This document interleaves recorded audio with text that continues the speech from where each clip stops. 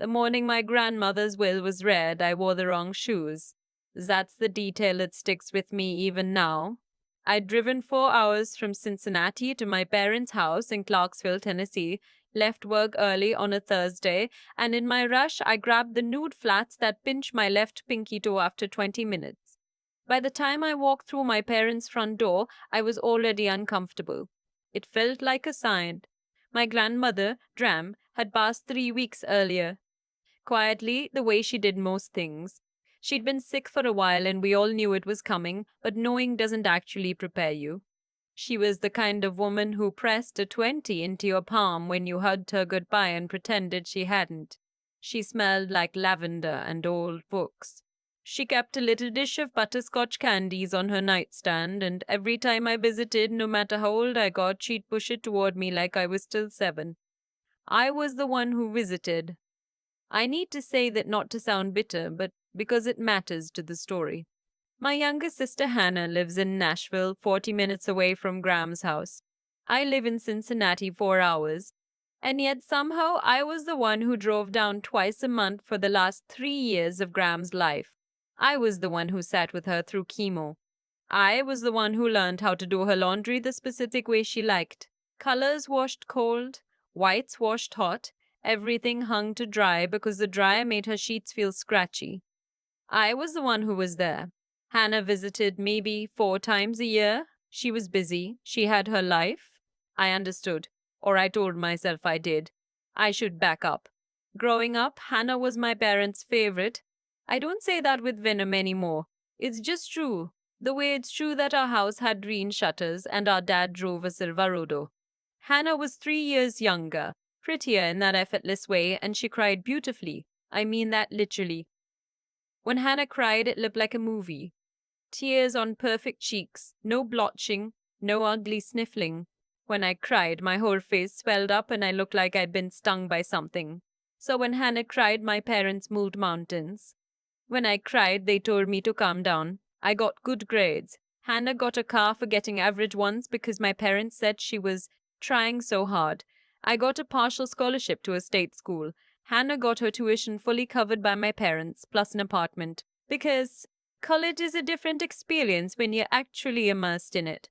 I paid my way through with loans and 2 part-time jobs, and I graduated without anyone making a big deal of it. Hannah dropped out after 2 years, and my parents told her she was brave for knowing what she wanted. By the time I was 26, I had stopped expecting things to be fair.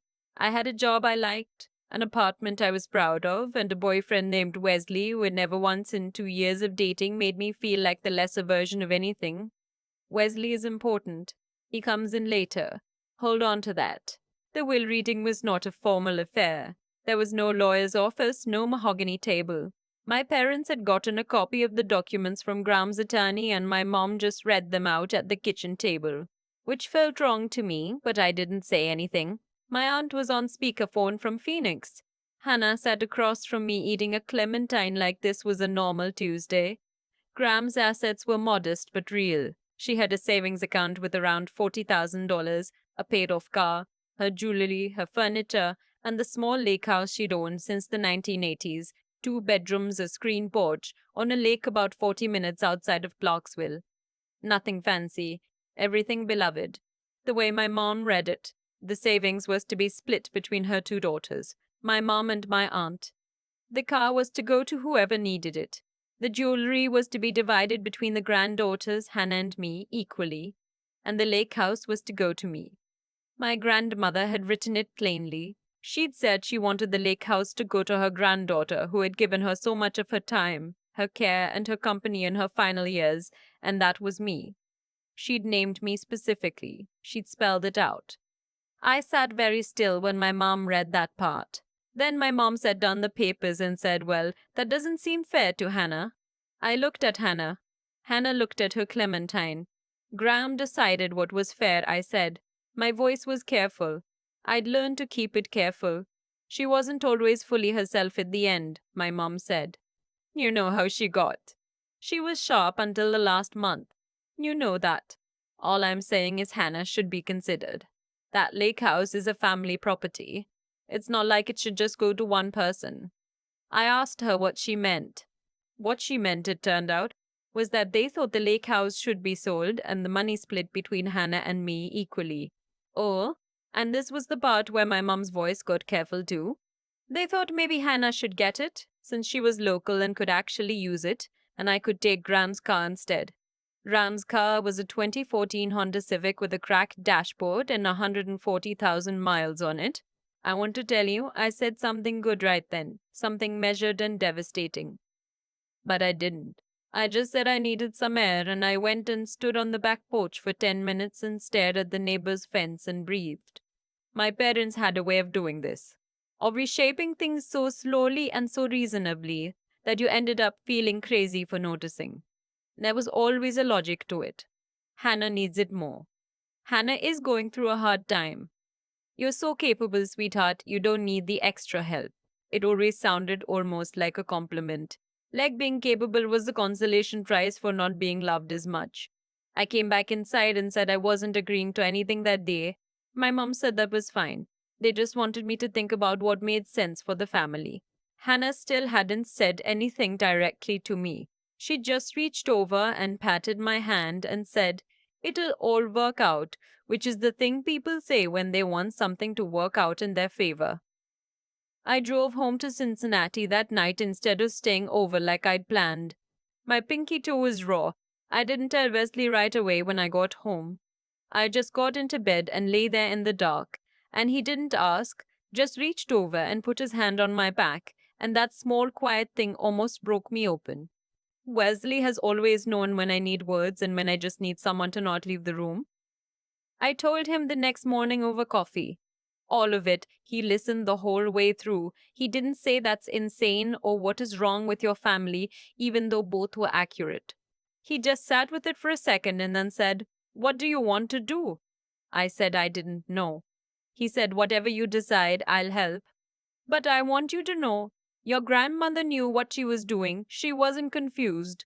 I knew that. I just needed someone else to say it." Over the next few weeks, my mom called me every few days. Not to pressure me, she said, just to talk. But the lake house came up every time. Hannah had mentioned she might want to use it for a little getaway. It was just sitting there. Graham wouldn't have wanted it to be a source of conflict. That one she said at least twice. Graham wouldn't have wanted this to be a source of conflict, as though the conflict was something I was generating rather than something that was being done to me. Hannah texted once. Just once. She said, "I know this is complicated. I just feel like we both deserve to be taken care of." I read it 3 times. I thought about typing back, "Graham did take care of me." In the will. That's what this is. But I didn't.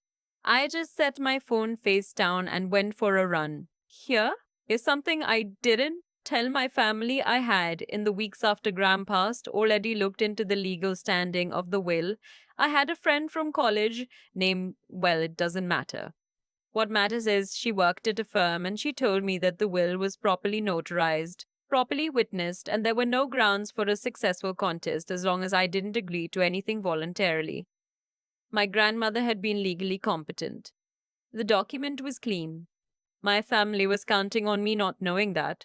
Or more specifically, they were counting on me being who I'd always been, the capable one, the one who could handle things, the one who didn't make it into a whole thing. The actual moment of reckoning happened at Easter. My parents hosted Easter every year, big family dinner, the whole thing. I almost didn't go. Wesley and I talked about it and he said it was my call, but he was coming with me either way, so we drove down together, which was the first time he'd been to my parents' house since the previous summer. He's quiet in family settings. Not uncomfortable, just observant. He watches things. It used to feel like a neutral trait. That Easter, it mattered. Hannah was there with her boyfriend, this guy she'd been seeing for a few months who I'd never met. He was fine. Harmless. He laughed too loud at everything my dad said, which told me most of what I needed to know. Dinner was fine until it wasn't. We just finished the main course when my mom started talking about the lake house. Right there at the table, with the Easter ham still out. She said she'd been thinking and really felt like we needed to resolve this as a family. She looked at me when she said it. She said Graham's wish had clearly been to keep the family together. And was I really willing to let one piece of property change the shape of our relationships? I was calm. I'd been preparing for this without knowing I'd been preparing for it. I said that I understood everyone had feelings about this, but that the will was legal and specific, and I intended to honor what Graham had actually written. My mum's face went through 3 or 4 things very quickly. Then Hannah said, and she said it gently, which was somehow worse than if she'd said it meanly. I just think you should consider how this looks, like you swooped in at the end and took everything. The table got quiet. I think I would have sat there and absorbed it, the way I'd absorbed things my whole life, if Wesley hadn't put his fork down. He put it down with a small, deliberate click against the plate, and then he looked at Hannah and said in the calmest voice, "Can I ask you something?" Hannah looked at him. "Sure. How many times did you visit your grandmother in the last 3 years?" She blinked. "I mean, I was busy." "I know," he said. "I'm not being combative. I'm just asking, because I drove down here with your sister probably a dozen times in those 3 years. I sat in that hospital waiting room twice.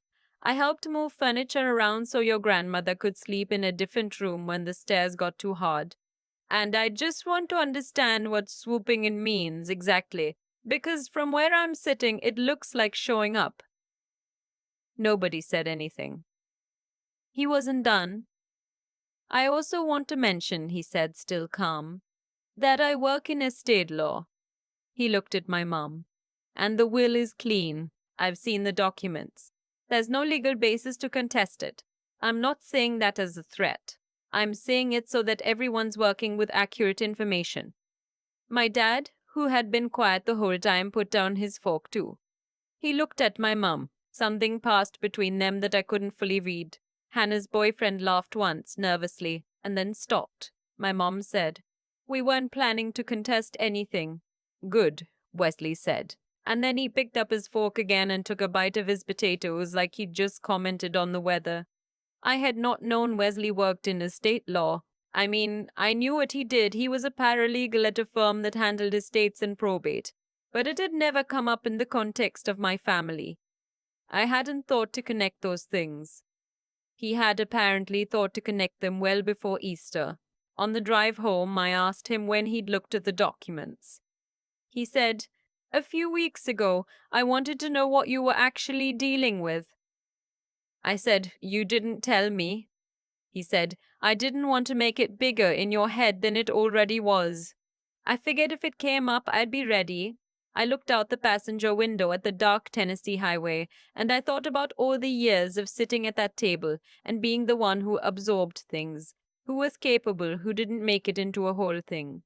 And here was this man who had, without announcing it, done the quiet work of making sure I didn't have to do it alone. I didn't cry, which is interesting because I cry about nothing usually. I just felt something release in my chest, like a knot coming undone slowly. "Thank you," I said. "You don't have to thank me," he said. "That's just what you do. The lake house is mine now. Legally, formally, finally mine." I drove down last month to spend a long weekend there for the first time since I was a teenager. The screens on the porch had a few tears in them. The kitchen faucet dripped. There was a dish of butterscotch candies on the nightstand in the main bedroom, half full, and I had to sit down on the bed for a minute and just breathe. I fixed the faucet. I bought new screens. I put fresh flowers in the little vase on the kitchen table because that's what Gram always did. My mum and I are not close right now. She's cordial when we talk, which is not the same thing as warm. I think she expected me to cave, and the fact that I didn't has shifted something she doesn't quite know what to do with. Maybe that changes. Maybe it doesn't. I'm not holding my breath, but I'm not closing the door either. Hannah and I haven't really spoken. I don't know what there is to say. I don't hate her. I think she genuinely believes she deserved an equal share of everything, which tells you something about the way our family worked, and about what happens when a child is raised to believe that her feelings are the same thing as facts. What I know is that my grandmother saw me clearly. She saw how I showed up, The hours, the laundry, the waiting rooms, the 2 hour round trip drives on random Saturdays just to sit with her and watch a movie and eat butterscotch candy. She saw all of it, and she wrote it down in a legal document and had 2 people witness it, and she did all of that without telling me, without making a production of it. She just quietly made sure. I found out after she passed that she'd updated the will 18 months before she died. 18 months. She'd had it redrawn by her attorney, neat and specific, and she'd never mentioned it to me once. I think she knew I would have told her it wasn't necessary. I think she knew I wasn't doing any of it for the house. That was exactly why she left it to me. Wesley is coming down to the lake house next weekend. We're going to fix the rest of the screens and maybe take the little rowboat out if the weather holds. He's never been, which seems like a significant thing to correct. I keep thinking about what he said at the Easter table, the part about showing up. It was the simplest possible framing, and it was exactly right. Showing up is not dramatic. It doesn't look like much from the outside. It's just driving when you're tired, sitting when you'd rather be anywhere else, learning how someone takes their laundry because you love them and it matters to them and so it matters to you. The best things I've ever had in my life came from showing up. My career, my friendships, that house on the lake. Even Wesley, we met because I showed up to a work event I almost skipped. I was tired. I had a headache. I almost texted an excuse. I went anyway. I'm not advising anything grand here. I'm not saying in the universe rewards the virtuous. I watched my sister breeze through life, catching every break, and I know perfectly well it's not a simple equation. I'm just saying that my grandmother knew what I'd given, and she made sure I knew that she knew. That's not nothing. Actually, it's just about everything. I've thought a lot about why my family assumed I would just go along with it. And I think the honest answer is I always had before. That's the thing nobody talks about when they discuss family favoritism. It's not just what they take from you, it's what they train you to accept. Every time I stayed quiet, every time I told myself it wasn't worth the fight, every time I watched Hannah get the car or the tuition or the benefit of the doubt, and I just nodded and moved on. I was teaching them that I would. I was teaching them that I was the one who could handle it, that I didn't need as much, that I was fine. And the cruel irony is that all of that absorbing, all of that showing up and not asking for recognition, that's exactly what Graham saw. She saw it clearly, and she put it in writing, and she had 2 people witness it. While I was busy deciding not to make things into a whole thing, she was quietly making sure the record reflected the truth. I think about that a lot. The idea that being good, not performing goodness, not being good so someone notices, just actually being good because it's who you are, still leaves a mark. Not always. Not on everyone. But sometimes on the right person at the right time, it lands exactly where it needs to. Wesley is the same way. He didn't walk into that Easter dinner looking for a moment. He wasn't performing anything. He'd just done the quiet work, read the documents, understood what I was up against, and showed up ready. When he put his fork down and asked Hannah how many times she'd visited, he wasn't trying to win. He was just telling the truth, calmly, to people who had gotten very comfortable with a version of events that left me out. That's what integrity actually looks like in practice. Not grand gestures, not speeches, just a man who does his homework and isn't afraid to say what's accurate when it matters. I used to think resilience meant not breaking, white knuckling through things, absorbing the weight, moving on. What I understand now is that real resilience isn't about enduring things silently. It's about knowing your own worth clearly enough that other people's distorted version of you doesn't become the one you believe. Hannah could call it swooping in. My mum could call it unfair. And I could hold what I knew to be true, the drives, the laundry, the waiting rooms, the butterscotch candy, without needing them to validate it. Graham validated it. That was enough. The lake house is a screened porch that faces west. And in the evenings the light comes through the trees in long, flat lines and lands on the water. I sat out there the first night I stayed by myself, and I didn't feel triumphant. I just felt quiet. The good kind of quiet. The kind that comes when something that was always yours finally finds its way back to you. I'm not interested in the version of this story where I become bitter. That's not what Graham would have wanted, and it's not what I want either. I want to be someone who shows up. I want to be someone whose character is legible, not because I announce it, but because it accumulates. In the choices I make when nobody's watching, in the people I choose to love, in the things I'm willing to do without being asked. That's the only investment that never depreciates. Everything else is just noise.